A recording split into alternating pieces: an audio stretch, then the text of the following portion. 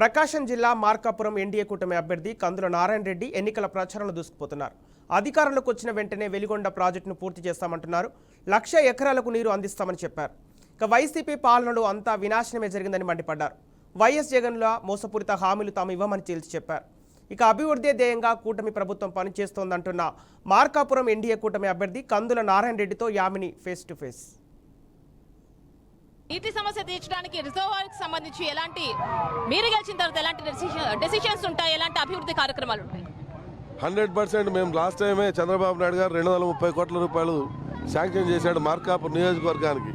ఇంటింటికి pipe line scheme ద్వారా మీకు డ్రింకింగ్ వాటర్ ఇస్తానని చెప్పి ఆ రోజు 230 కోట్ల రూపాయలు శాంక్షన్ చేస్తే ఈ వైసీపీ పార్టీ వాళ్ళు అధికారంలోకి వచ్చిన తర్వాత అది 25% బిలో 25% కంటే తక్కువ అయినటువంటి పనులన్నీ రద్దు చేస్తున్నామని చెప్పి క్లాస్ పెట్టి మొత్తం తీసేశారు. అది దుర్మార్గం. వాస్తవాలు గమనించాలి. ఈ ప్రాంతంలో ఏముంది సమస్య, ఈ ప్రాంతంలో ఏముంది ఇబ్బంది అనేది గమనించుకోవాలా.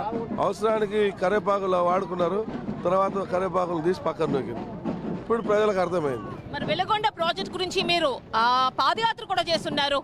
మరి ఇప్పుడు ఎలాంటి అంటే మీరు గెలిచిన తర్వాత ఎలాంటి నిర్ణయాలు తీసుకుంటారు, ఎలాంటి అభివృద్ధి చేస్తారు? మేము వెలుగొండ ప్రాజెక్టులో మొదటి నుంచి ఫైటింగ్ చేసింది నేనే. ఈ వెలుగొండ ప్రాజెక్టు పూర్తి స్థాయిలో తేవడానికి కారకుడిని నేనే. వీళ్ళెవడు నోరు మెదపలే, కుయికి మళ్ళీ అధికార దానంతో ఒక్కడు నోరు మెదిపిన వాళ్ళు కాదు. ఒక నిర్వాసితుల విషయం కానీ, పోతే ఒక నీటి ఆయకట్టు విషయంలో కానీ ఎవరు నోరెత్తినటువంటి వాళ్ళు లేరు.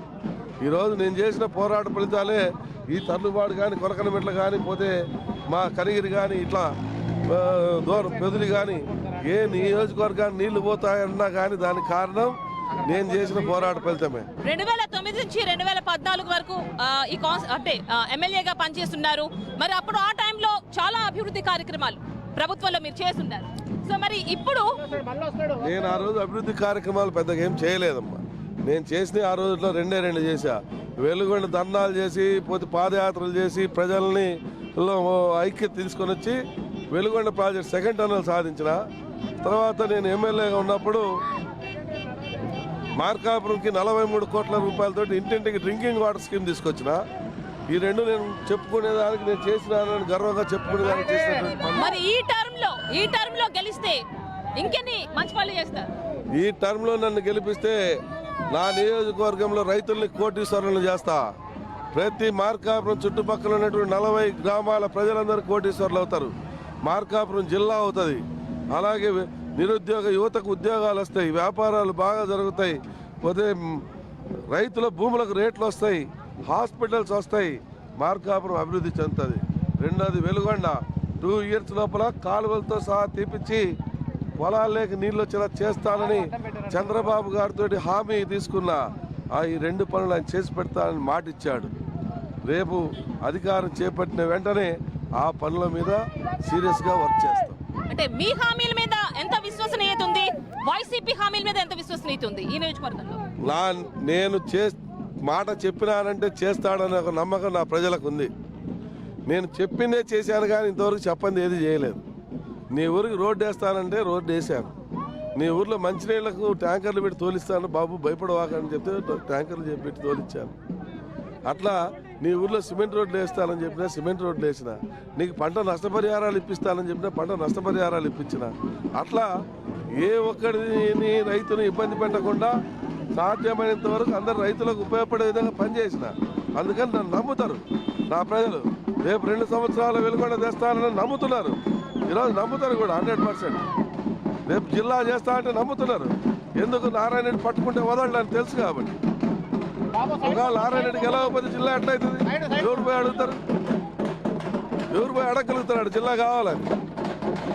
ఈరోజు నోరు మీద పన్నాడు, రేపు జిల్లా కావాలని అడుగుతారా? 20,000 రూపాయలు రైతుకు సంబంధించి ఒక భరోసాగా ఇస్తున్నారు. సో దానికి సంబంధించి చెప్పండి.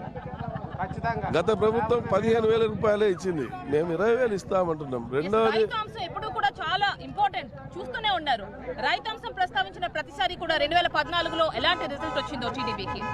సో ఇప్పుడు రైతాంగానికి బ్రహ్మాండంగా 2014-19 అధికారంలో ఉన్నప్పుడు బ్రహ్మాండంగా ఉపయోగపడింది టీడీపీ ప్రభుత్వం.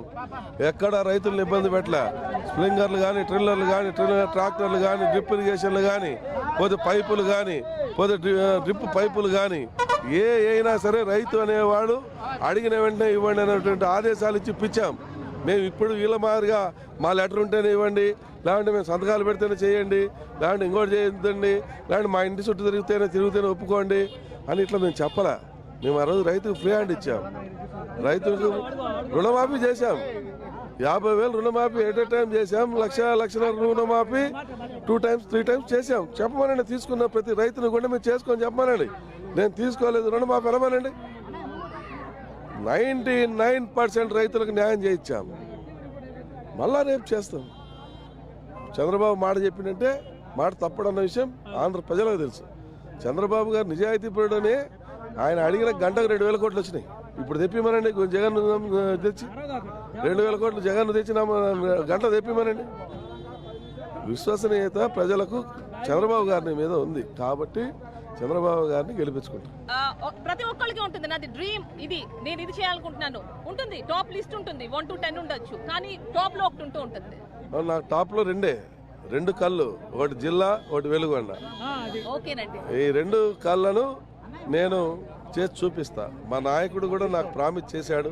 నాకు కాదు, వేల మంది సమక్షంలో ప్రామిస్ చేశాడు. ఆయన బర్త్డే రోజున ప్రామిస్ చేశాడు. ఇటీవల లాస్ట్ మంత్ వచ్చినప్పుడు ప్రామిస్ చేశాడు. 3 రోజుల నాడు వచ్చినప్పుడు ప్రామిస్ చేశాడు.